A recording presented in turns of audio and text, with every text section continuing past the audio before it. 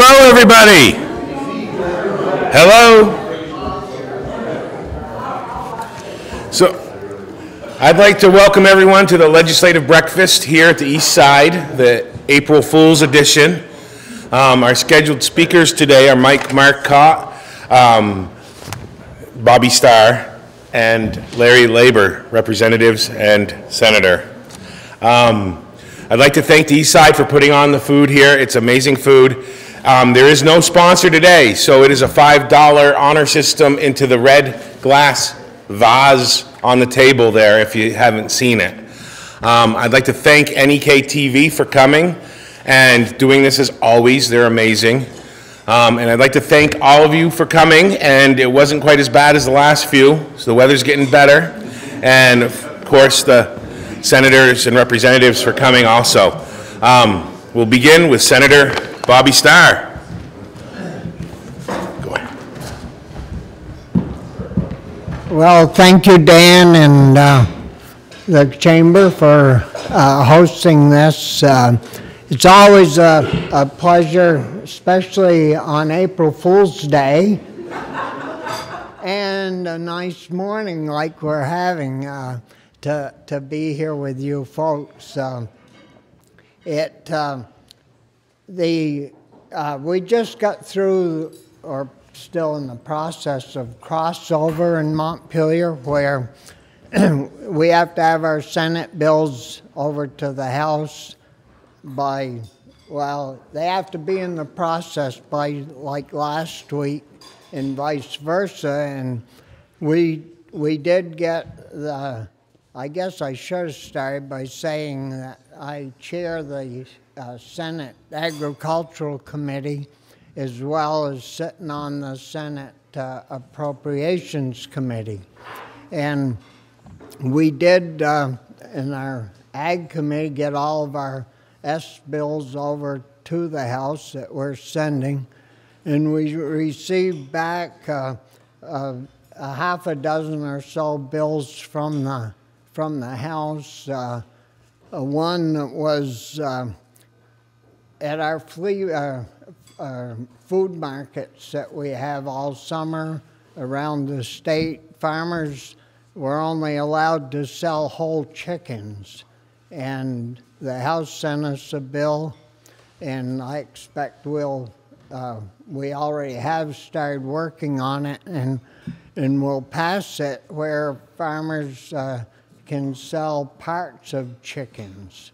And it's, you know, you don't think too much about it until you really think about it.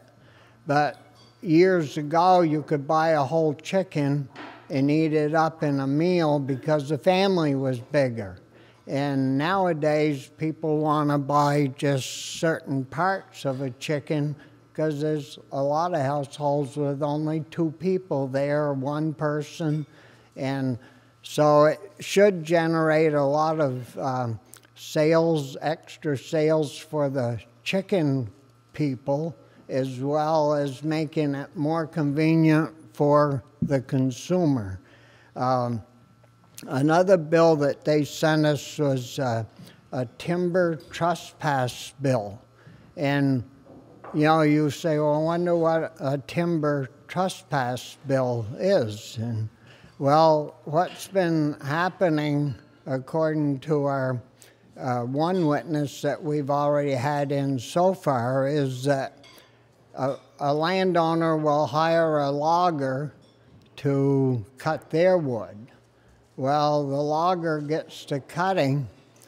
Now, this isn't all of them. This is just a few.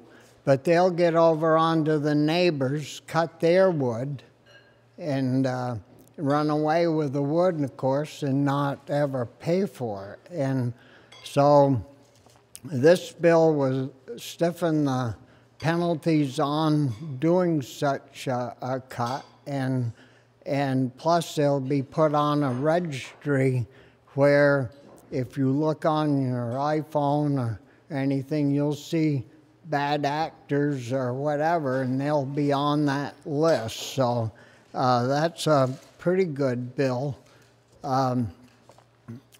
Another bill that's going to be kind of fun to do is some children down in Vershire, Vermont. It's a little small area.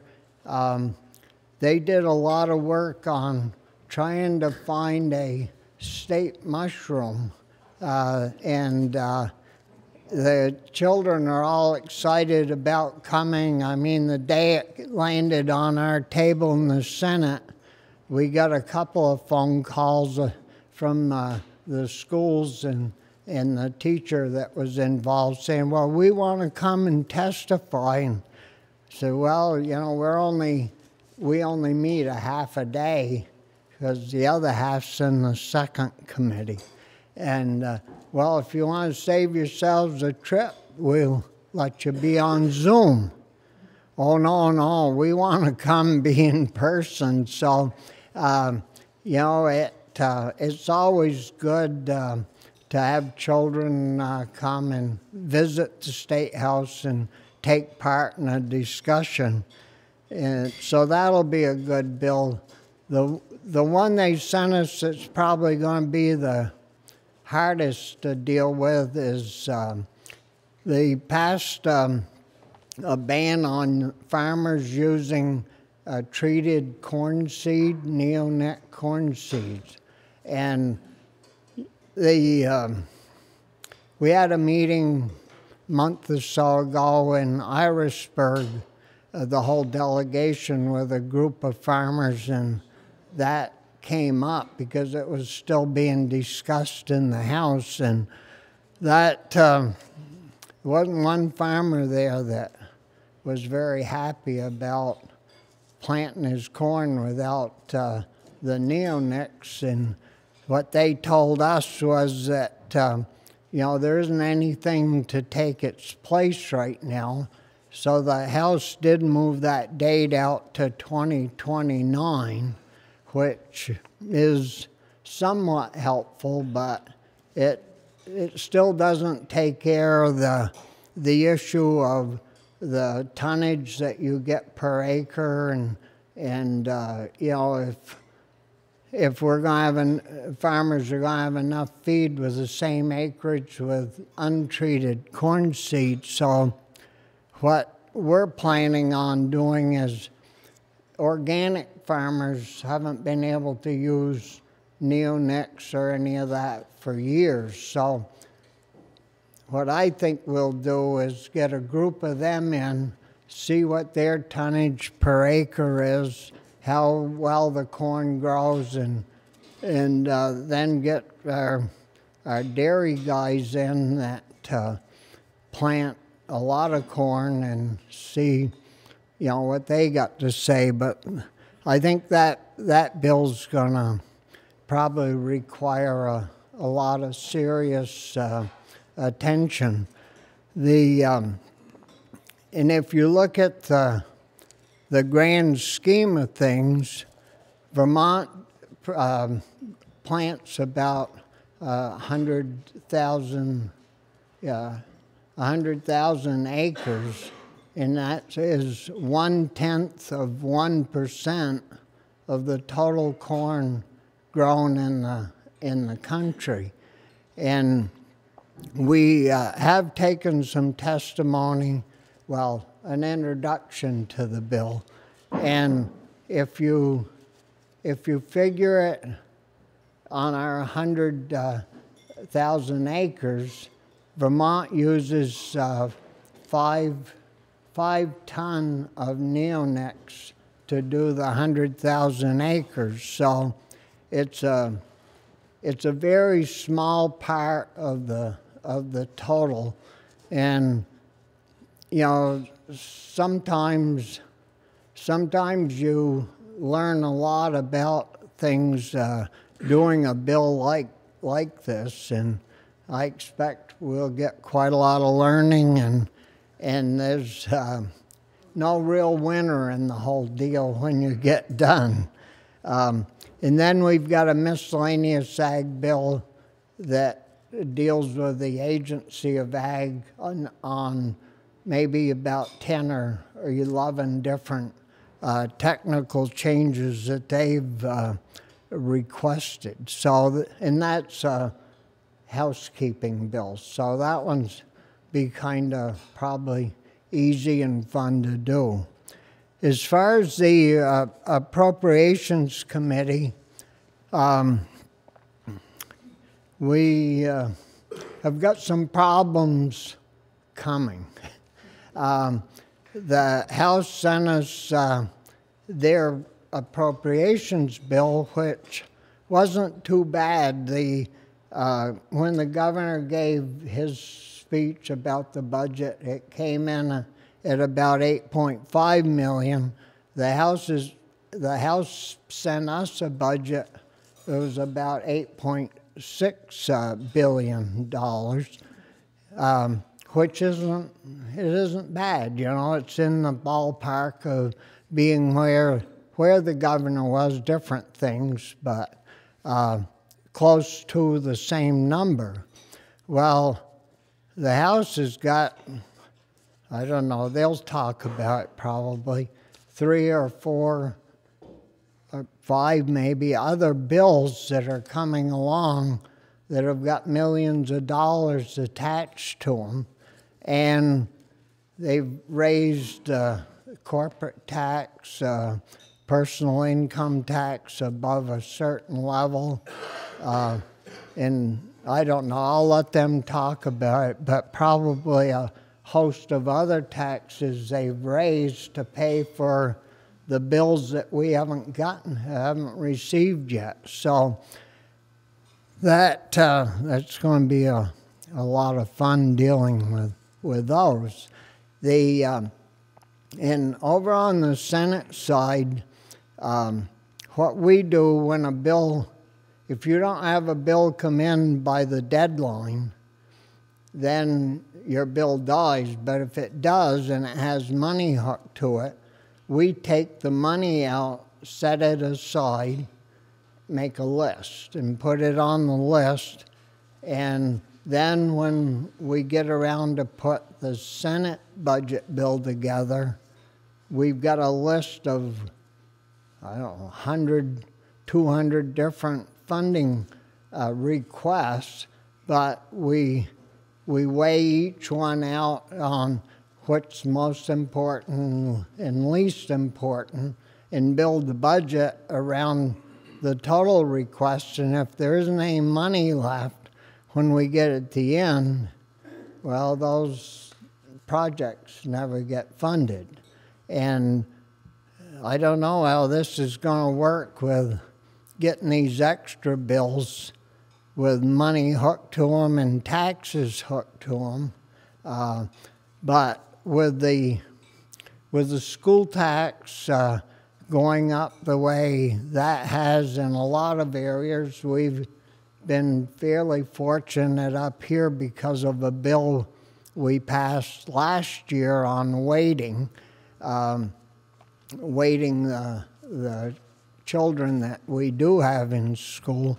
So most of our towns have been spared a huge tax increase, but there's a lot of places that are going to get a 12 to 15% tax increase. And then if we have to pass a bunch of other or more taxes, it'll certainly make it much harder for our people to survive.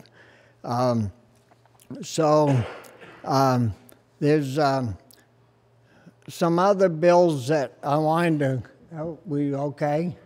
I've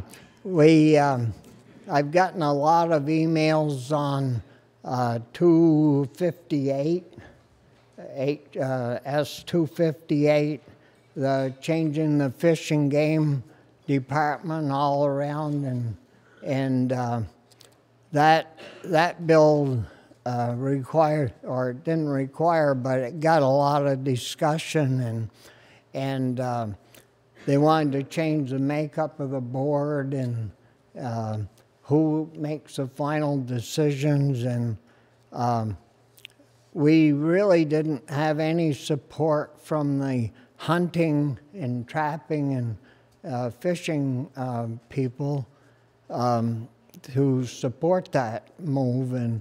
And years ago, the legislature used to do the deer herd and what you could shoot, what you couldn't shoot, and it was really a mess. And I sat through quite a few sessions where we controlled it. And the last, 20 years, we've had this Fish and Game Board that has done that. And personally, I think they've done a good job at managing the thing. And so I voted against that bill. But there was just a handful of us, maybe 8 or 10. And the other bill that generated a lot of emails was 181, the banning of flavored tobacco. And we already passed a law where if you're 20 years old, you can't go in and buy cigarettes. You can't buy them until you're 21 legally. And, if you, in the big push to do this was, well, our kids are all smoking mentholated cigarettes, and that's getting them hooked on tobacco. And, my thought behind this is, well, if it's illegal for them to have this, why isn't the law being enforced to keep them from being able to get it from a friend, or I don't know where they get them from, but anyways, that bill generated a lot of discussion. And I guess I'm out of time, but be interested in your questions. Thank you very much. Thank you, Senator Starr. And when I introduced him, I neglected my duties, and I apologize. He serves on the Senate Committee of Agriculture. He is the chair of that committee. He is also on the Senate Committee of Appropriations, and he has been a member of the House since 1975. And then,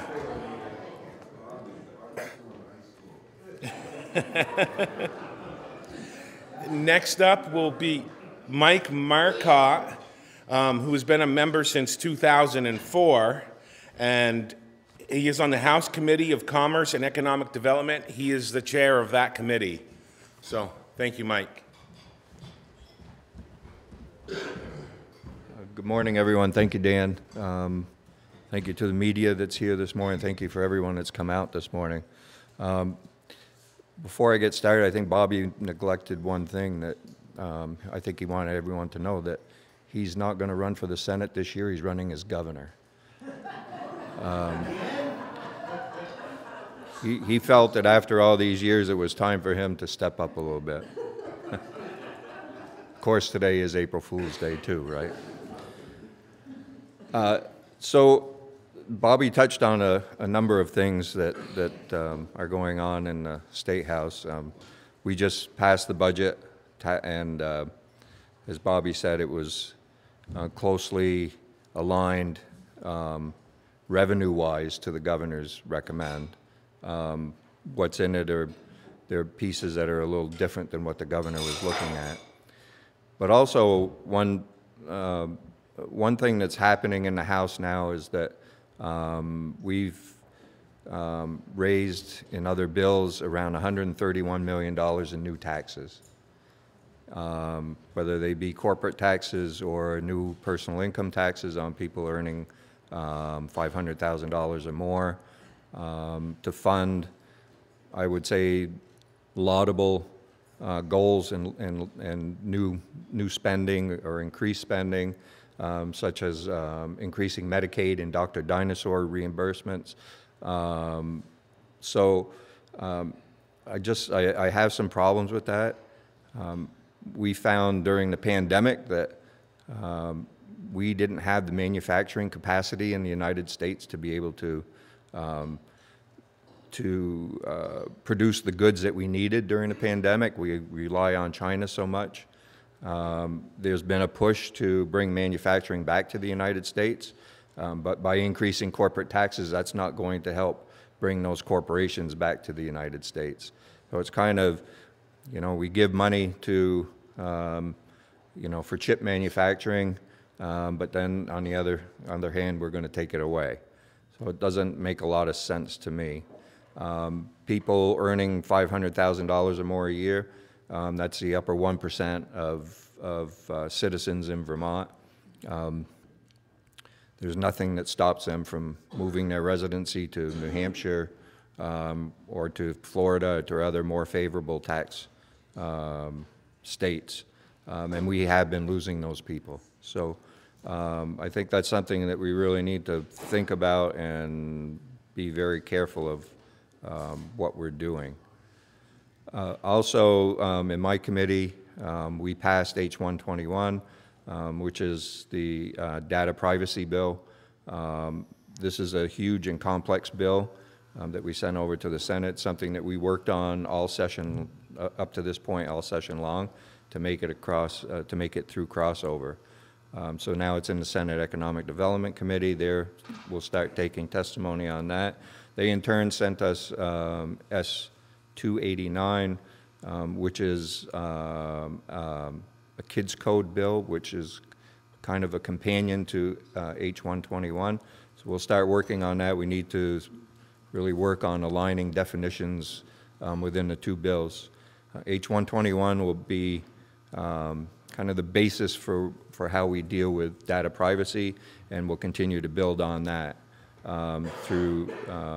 Also, we'll start looking at AI and how that needs to be regulated, and how we can fold that into 121 if we have enough time. There's probably about 8 weeks left in the session, and so time is of the essence now for us to really get moving. Bobbie talked about the neonicotinoids bill. We heard a lot on the floor about that bill. It didn't come through my committee, but through debate on the floor, there's a lot of good points for and a lot of good points against.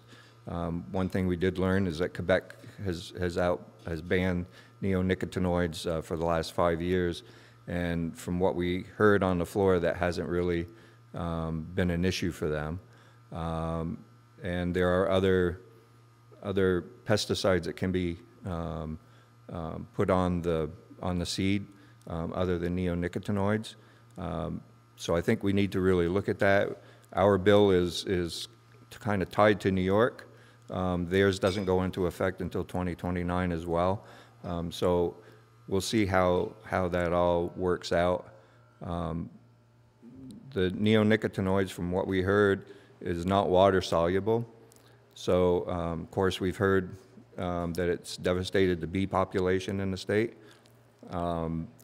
We also heard on the floor that it hasn't. So, not quite sure what it's done to the bee populations.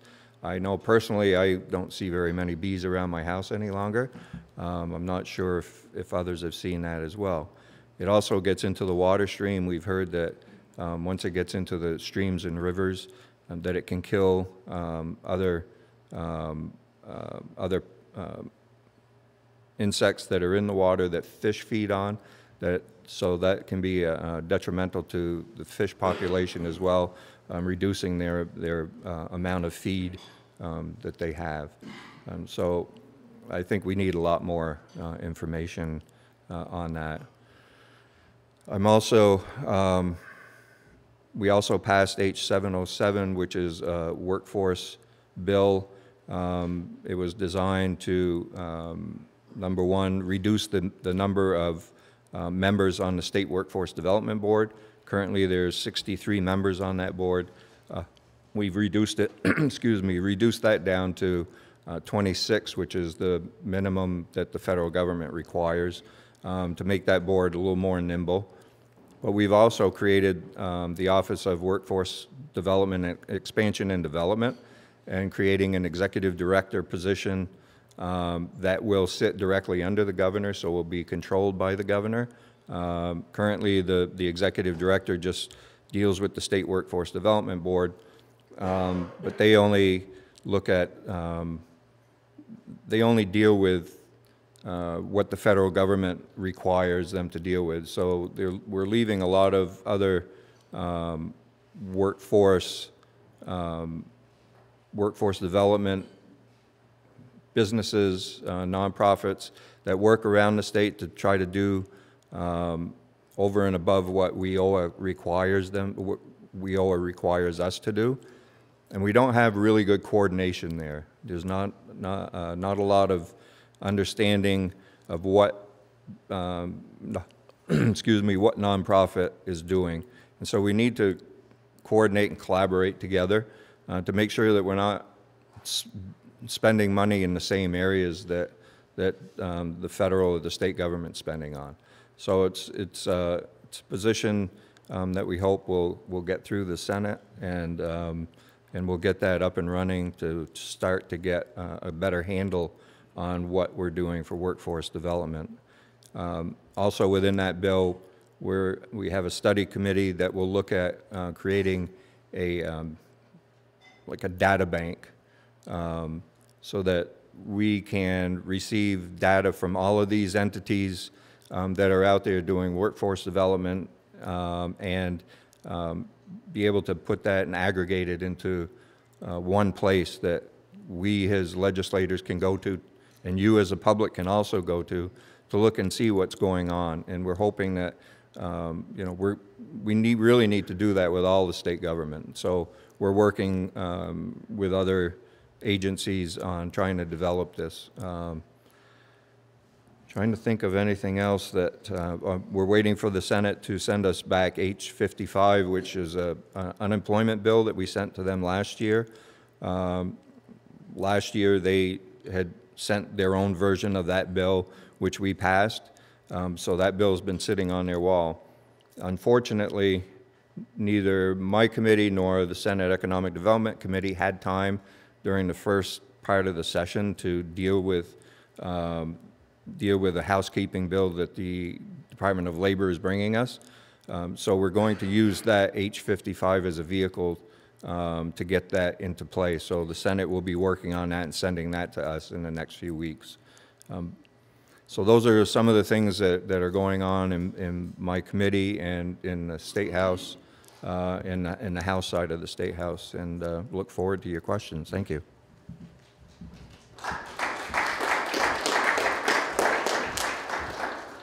Thank you, Representative Marcotte.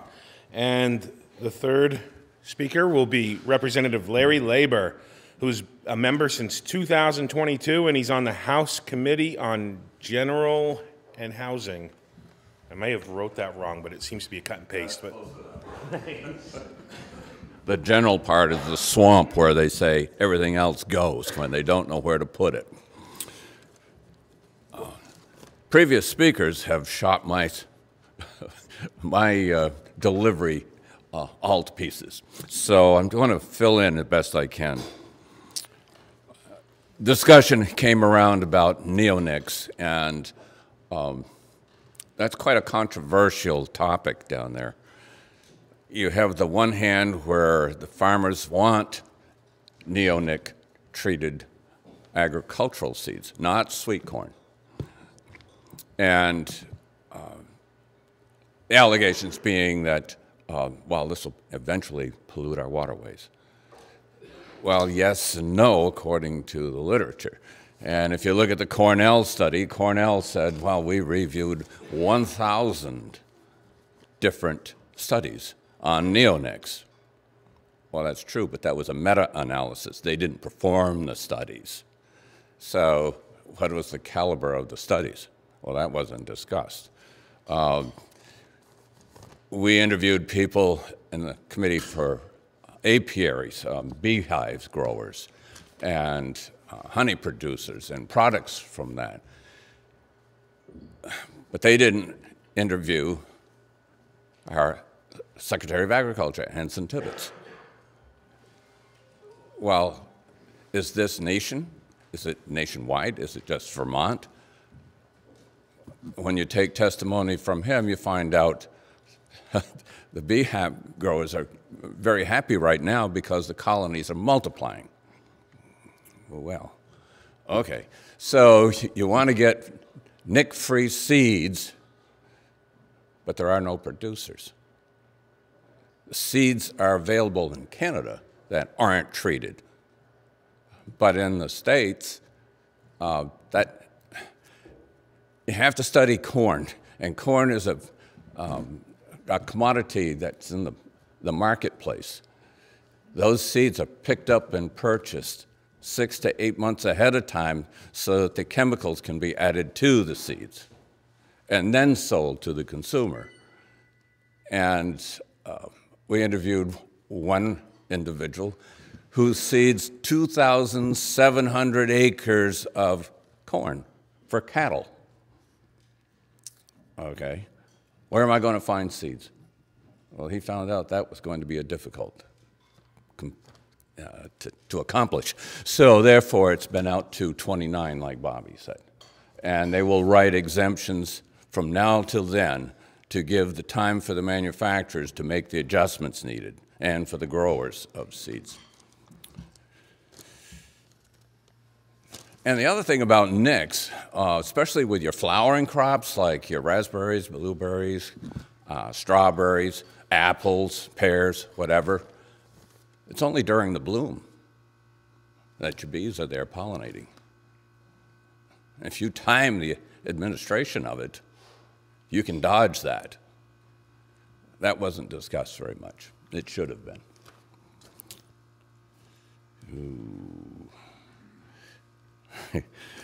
H-883, that was kind of controversial for a while.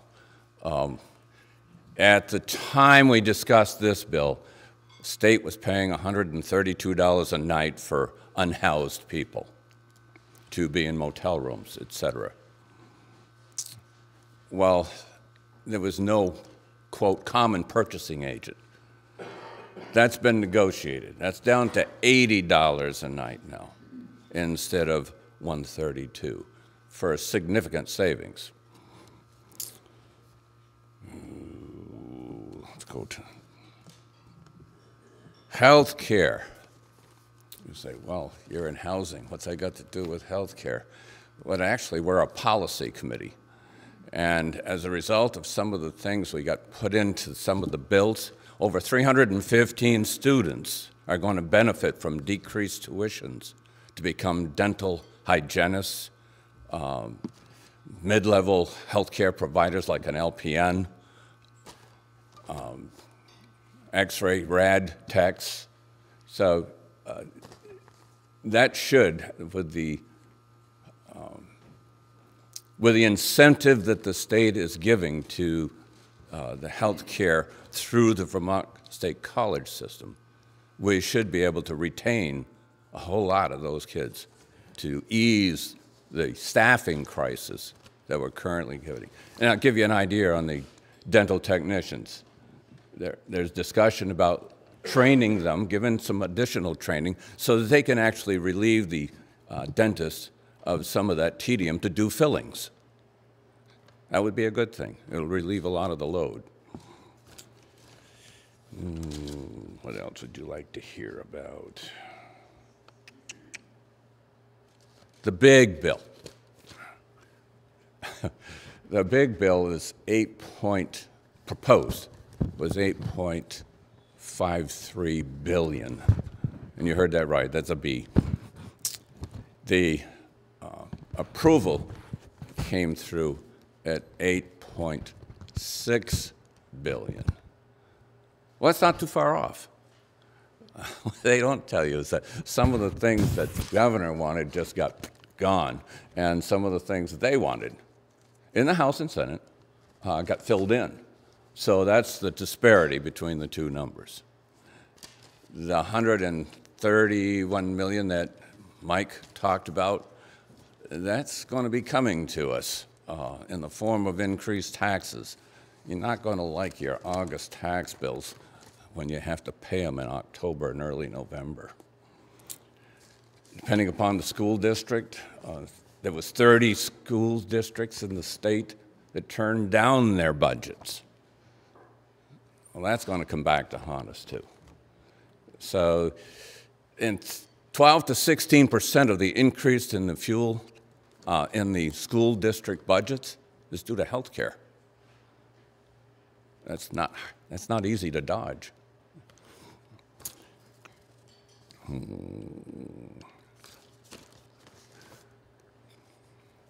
Bobbie talked about timber trespass. Well, there's also fraud involved with a few bad apples in the barrel. So a timber bill was put in.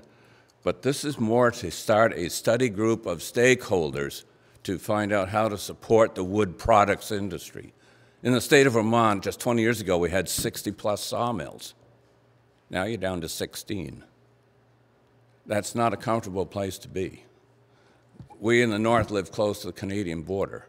The Canadian government subsidizes their wood products mills. We may have to look at that in addition to subsidizing farmers who are in dairy. I think that's coming. There's other states that are subsidizing dairy farmers now. When it costs $23 a hundredweight to produce the product and you're only getting $19 in return, then you're not going to be sustainable. And that's why we've gone from 5,000 farms to 485. Just remember, 2% feed 98%.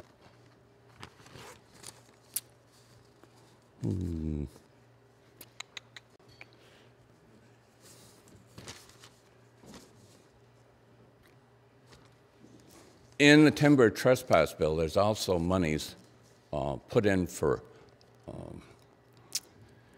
water quality. As you know, whether we like it or not, the weather is changing here. We are subject to climate change. So when a forester, you used to go and mark trees and the logger went in to do a harvest, you had probably 4 months of frozen ground weather in which to do that. This last winter, the ground never froze. That's not a good thing, because you can't put heavy equipment on it and not leave a rut. A skidder is a four-wheel drive rototiller. It can't be helped if the ground is not hard. So they're putting in monies for temporary bridging that can be rented, bridges that can be bought by harvesters. And I don't know of anybody that loves the land more than loggers and farmers.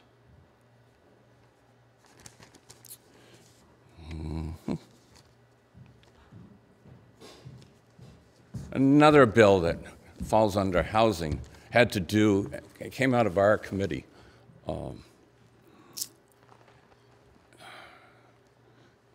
No-cause evictions, I guess would be the proper discussion of the definition, where some less than admirable landlords would give 30 days notice and you're out of here with no planning for where to put them. So you had 2,637 families that had no place to go. 600 members of those families are children. So then you had the $132 per night charge. Well, you just can't sustain that. So we put in, I think, a little over $500,000 for additional legal aid to support the persons without the income to hire their own attorney. When an eviction notice comes, 90% of your property owners have the funds to hire the attorneys to get the process done. Well, if you're low income, if you just don't have the money and you can't afford the rent, you can see the end result, and it's not pretty.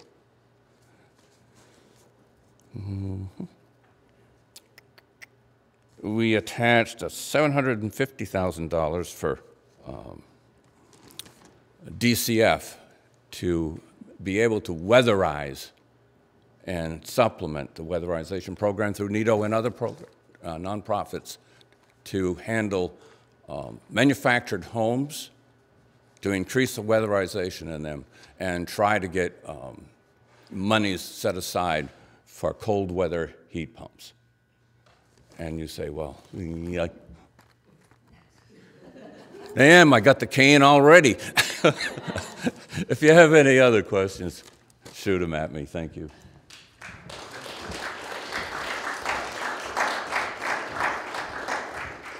Thank you, Representative Labor. It just seems like it's a quick time because you're having so much fun. And now begins our question and answer period. We'd like to have people please come up, state your name and the town that you're from. You may give a sentence or two to lay the groundwork, and then please ask a question. And then when you ask the question, please identify whether you're addressing it to all or a specific representative or senator. So now we'd like to begin. Who would like to be the first one? There you go. Thanks. And if anyone wants to get in line, they can come up here and get in line. Ed Barber, Newport Daily Express. This is not about a company's practice, but what impact it has on us. 2 years ago, well, let me back up. In 1985, I took on Austin's as a rubbish and roll-off to pick up my garbage. I get it picked up once a month. 2 years ago, they sold out to Casella. I went from paying $8.44 a month to $22 and change. 1 year later, it was up to $33. That's a 400% increase. The issue I have is if I don't like my electric bill, I can't go, I'm on Vermont Electric Co-op. I can't go to Green Mountain Power because they have a different service territory. I can't go to Orleans Electric, same thing. Casella essentially controls 2/3 of the state of Vermont with their rubbish. And I don't have anything against the practices that they have because this is a capitalistic society. This is the way it is. But it seems to me that when you see those kind of price increases going up and we don't have a choice because they have a virtual monopoly, it would seem appropriate to me that maybe we should start regulating their rate increases through the Public Utility Commission the same way we do for our electric rates. I just want to address this to our delegation here to say, what can we do to not keep getting gouged price-wise like this? This is ridiculous. I have one bag of garbage they take every month. It should not cost $33 for them to pick up that bag and deliver it. And I don't agree with the governor that it's 400% increases all because of inflation. So I would like to ask our delegation here how they feel that we should be able to manage a company like Casella, which has essentially a monopoly in the state of Vermont. Thank you, Ed. We'll begin with Senator Bobbby Starr. Thank you, Ed, for the question. I think this monopoly has been coming for several years, and it's finally hitting home where the small independent trash haulers are selling out to the larger one.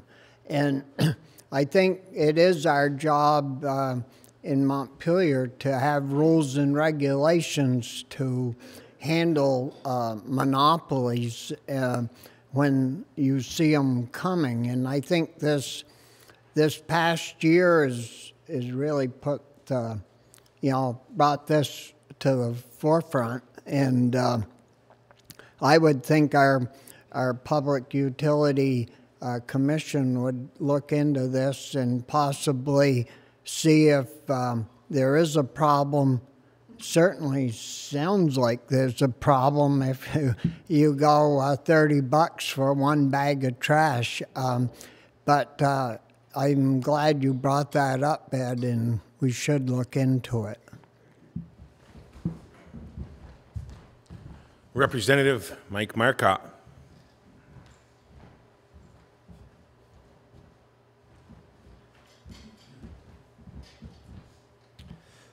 I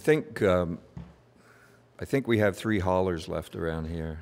I believe. I think we have Casella, we have Myers, and I think we have Gabucci. I'm not sure if there are any other small haulers left in the area. I know it's been increasingly difficult for them as prices go up, whether it be fuel, increases at the landfill because of all the regulation that they're under. But I think his Casella waste or Casella, the hauler section of Casella continues to purchase other haulers.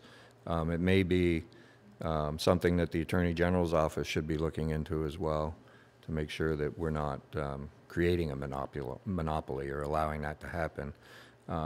But also, if we get to that point, I think we should be looking at how do we regulate the fees there, because I know my fees at my store went from $175 to $249 the last 2 months. Yeah, that's for a month. We don't generate a whole lot of trash, but certainly more than one bag a month. So I think it's something that we need to keep a look at. Representative Labor.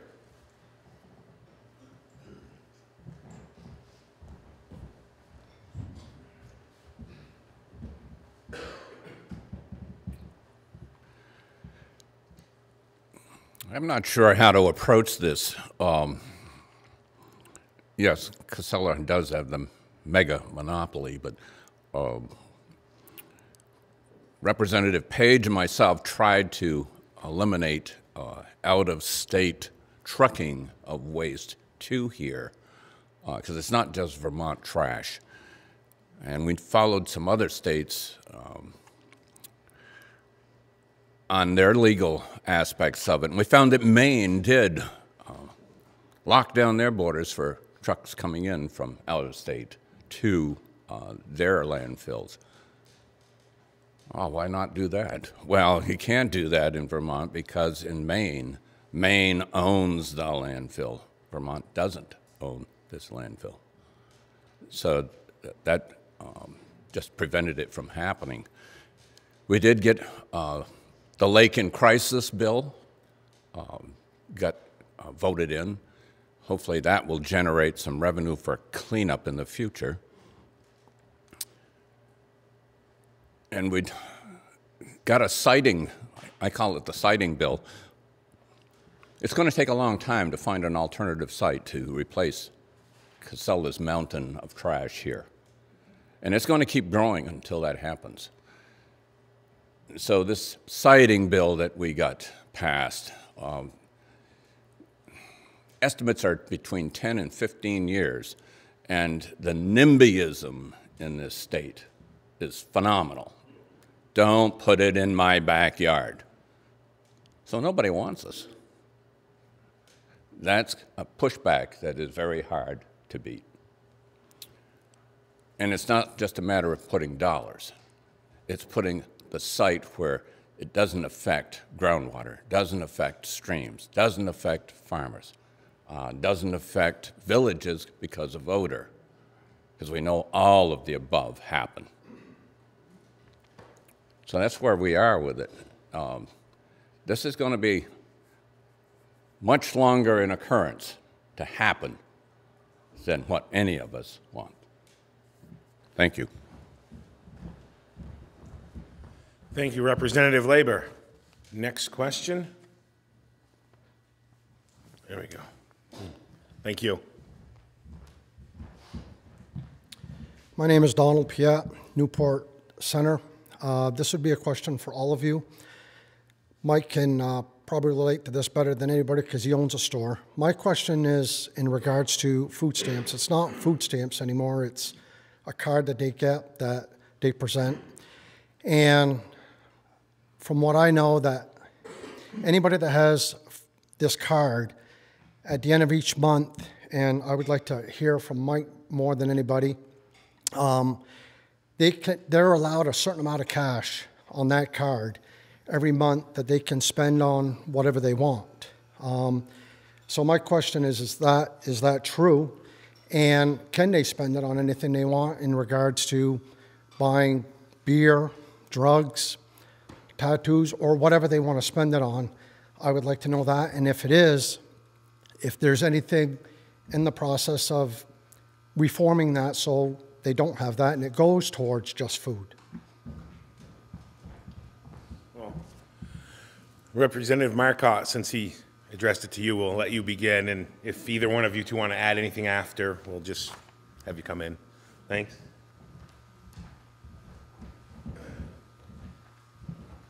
Well, I have limited knowledge. I don't accept SNAP benefits at my store. So my understanding is on the card there are different programs that can be loaded onto the card. So there are the SNAP benefits, which are the food stamps for the card that can only be used to purchase food. But there are cash benefits that recipients are allowed as well that are also on the card, and that can be used for anything. Whether or not we can make changes to that, I don't know. I would probably think that we could, but I would say that the majority of representatives and senators at the State House would not be interested in making those changes. Senator Starr, would you like to? Okay, thank you. Yeah, I don't I don't really know much about that. We Props or Ag, we haven't talked about that. And as far as some of these programs are concerned, the rules and regs go through the federal program because that's basically where a lot of that money comes from. And but I mean, I kind of agree with Mike. The makeup of our body down there is pretty liberal, and not so much on the Senate side. We've got a half a dozen of us or so that are fairly, moderate or conservative thinking. But on the House side, it's, sort of one-sided by quite a bit. But I could see where if you're really down and out and you had a card with a little extra to buy necessities that's not food, that would be one thing. But to give them enough money to support bad habits, I don't think that should be part of the food program and run through USDA as a food program if they can buy whatever. So something that we could look into certainly and be glad to. Thank you. Representative Labor, would you like to? I don't have much to add to that. Okay. Than, if you go up at the end of the month, about midnight, you will see a lot of EBT cards being recharged. Okay. Next question, please. There we go.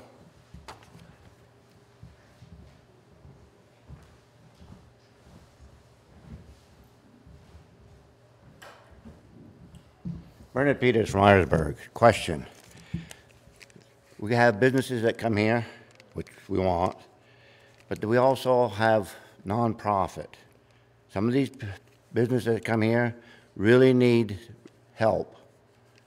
Other businesses got big money backing them. So my question is that you got tax-free and nonprofit to help these businesses start. But how many years do these businesses go under this? Because I know some businesses that has been 10, 15, and 20 years, they're nonprofit. So if they haven't made a profit in that many years to be taxable, we've been paying for it. So my question is, how many years do these people and businesses that are going under these rules that they know how to do it, they keep going nonprofit, non-taxable, how many years, and when should we start making it right for them? Because some businesses need this. I'm not saying they're not. But some of these have got the right people making out what they can do, and they know how to get by some of these rules and regulations. So how many years do nonprofit, non-taxable have to go before we do tax them? Thank you for the question. We'll begin with Senator Starr. Thank you, Bernard.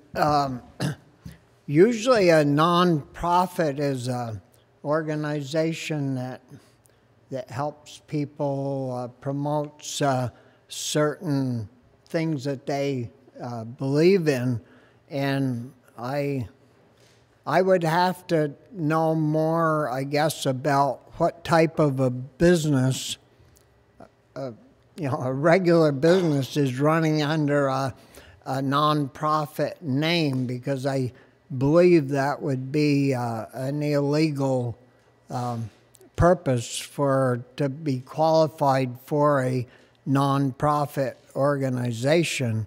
So, if you have names of a company that says they're a nonprofit, but they're really a profit-making company, it would be good for us to know. But the auditor, our state auditor, loves to dig into things like this, and I'm sure that if he has had any complaints, he'd be onto this like flies are onto their thing. So I'd like to get a name or names of companies that are operating as a nonprofit, but they're really a business that's buying, selling, manufacturing, doing things of that nature. Representative Marcotte.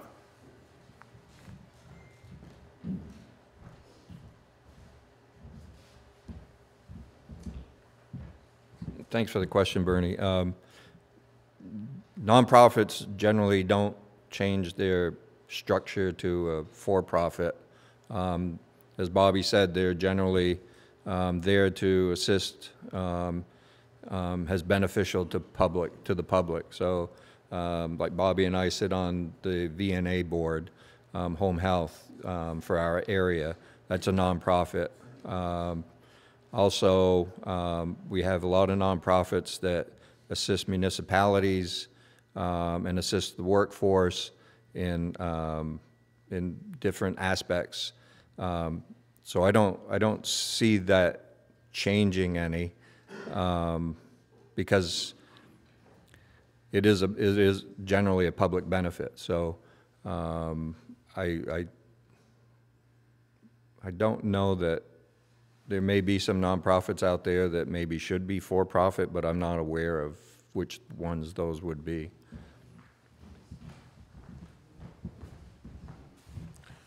Representative Labor? Okay, thank you. Next question. It's okay. Thank you. Okay, thank you.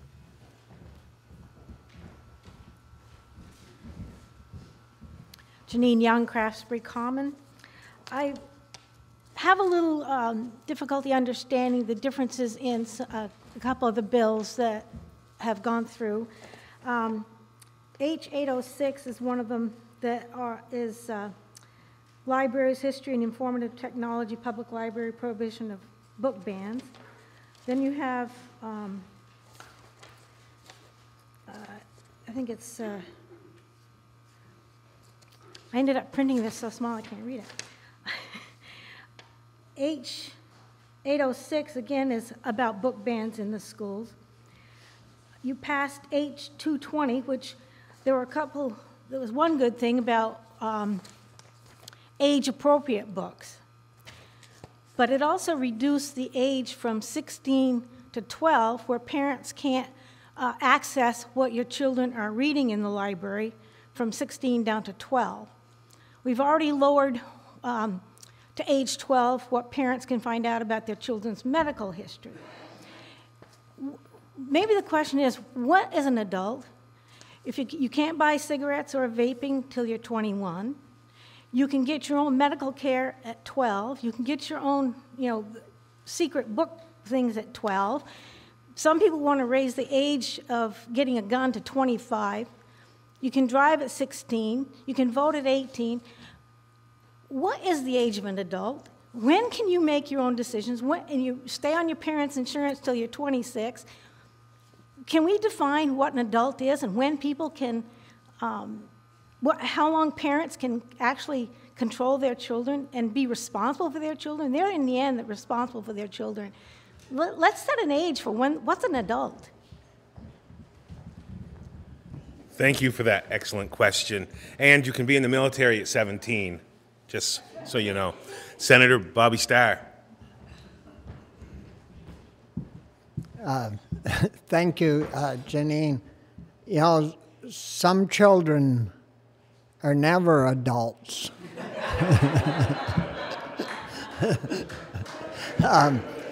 But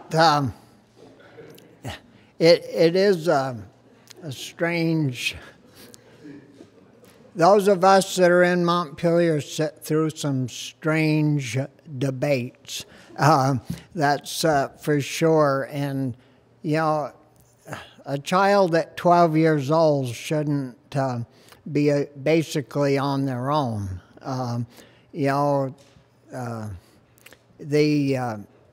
Parents have to be parents, and I think a lot of times you even see it on TV where companies will have their children, window worlds, that advertises on channel 3 or 5. They got their two little guys that are part of the program, their ad. But parents, I would say a lot of this is caused by poor parenting. And,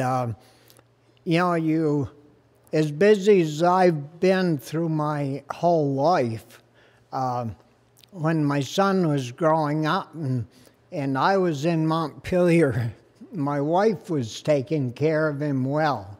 If there was something going on at school at night, I would drive home to participate in that. And I don't know, we try to get kids to be grown-ups way too quick, and instead of letting them play and be children.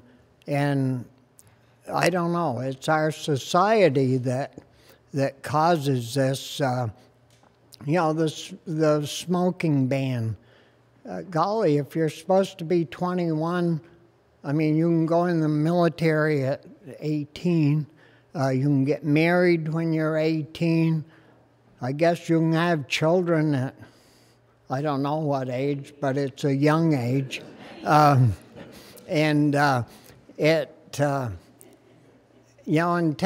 our society changes to some degree and start paying more attention to raising their children rather than spending their evenings in a bar or off with other adults instead of looking after their children, I think we're going to continue to have children trying to be or wanting to be adults, or in my book, that's not too good. Representative Marcotte.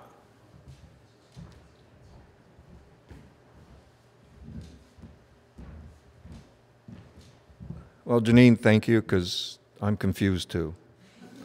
And, the reduction from 16-year-old to 12-year-old is dealing with a child's sexual identity. Also, we have a low age for reproductive health. where the parents aren't involved. But then, you know, we have the vaping bill, which is 21 years old, and I think as Bobbie has said, you know, we have these laws on the books already.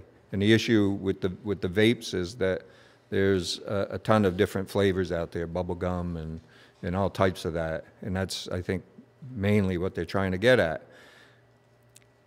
The problem with that bill is that it's been illegal, I think, since 2009 to sell any tobacco or tobacco-related products, which is vapes are, or their instruments in the state of Vermont through the internet. My understanding, and from what I've gained from talking to different people, is that that's where kids are getting all of their products, is through the internet. But it's illegal. Well, we don't have anybody investigating it and doing anything about it. We had a pilot project for the last 3 years, $30,000 we received from the federal government to take a look at that, and we do have direct sales of alcohol in the state, so that's through the internet as well. So between the Attorney General's office and Department of Liquor and Lottery, they had an investigator make some sales, and on the direct sales of alcohol, they tried to purchase 115 times. They were able to purchase 40 times, and out of the 40 times, there was something illegal about those transactions. They're required, just like I am as a business owner, store owner that sells beer and wine, to make sure that their people have the courses that they need to every 2 years, make sure that the delivery people have those courses and that they're checking IDs, they're getting signatures. Some of that wasn't happening. On the other side, they were able to buy vape products, tobacco products, and you know, the machines themselves over the internet. Sometimes they'd ask for an age, sometimes they wouldn't. There's no really way of verifying. Yes, you can check the box that, yeah, I'm 21. So in 3 years, in a very small capacity, they've raised, the Attorney General's office raised $900,000 in fines. So I work a lot in consumer protection in my committee, and I said, well, why aren't we using the laws that we already have on the books? Why don't we have an investigator? Nobody ever put any money to it. Nobody authorized another investigator to look at those products over the internet. So in the bill, I amended it with a piece that says that would authorize the Department of Liquor and Lottery to put on another investigator, and we pay for it through the fines that we receive back, and any extras go back to the general fund. And it passed. That should have been the first place that they looked at. It's not banning everything. And I digress from what Janine's question was, but it's all part of, you know, we have different ages for different things. And it makes it tough for all of us to really understand who's responsible for what. And I'm sure as a parent, it's got to be even more difficult to understand what my child can access without my knowledge.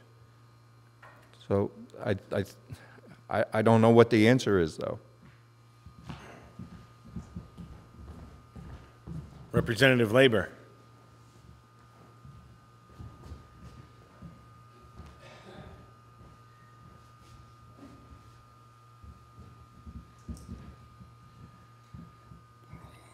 I think Mike hit on something when he said breakdown in family structure. When you look at some of the schools that take care of kids that come from dysfunctional families, it's appalling. And if you want to, they can't give you details because that's HIPAA protected. But when you see the happenings of it, and you take testimony from lawyers on it, parents' rights seem to be, we're dancing to a whole new alphabet down there, LGBTQ+. So there's a lot of groups that come in with their ideas. Some aren't too bad. Others, I would describe as, what planet do they come from? It's that bad. Culturally,